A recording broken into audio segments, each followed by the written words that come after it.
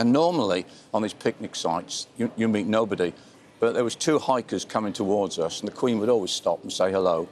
And it was 2 Americans on a walking holiday. And it was clear from the moment that we first stopped, they hadn't recognised the Queen, which is fine.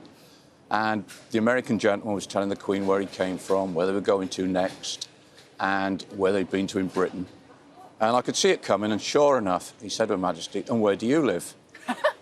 And she said, "Well, I live in London, but I've got a holiday home just the other side of the hills." And he said, "Well, how often have you been coming up here?"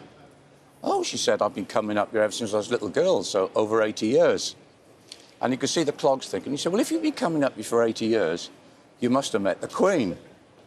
And as quick as a flash says, "Well, I haven't, but Dick here meets her regularly." So the guy said to me, "Oh, you've met the Queen, what's she like?" And because I was with her a long time and I knew I could pull her leg, I said, "Oh, she can be very cantankerous at times, but she's got a lovely sense of humour."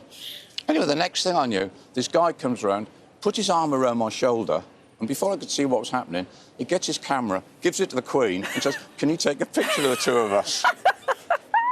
Anyway, we swapped places, and I took a picture of them with the Queen, and we never let on, and we waved goodbye. And then Her Majesty said to me, "I'd love to be a fly on the wall when he shows those photographs to the friends in America, and hopefully someone tells him who I am."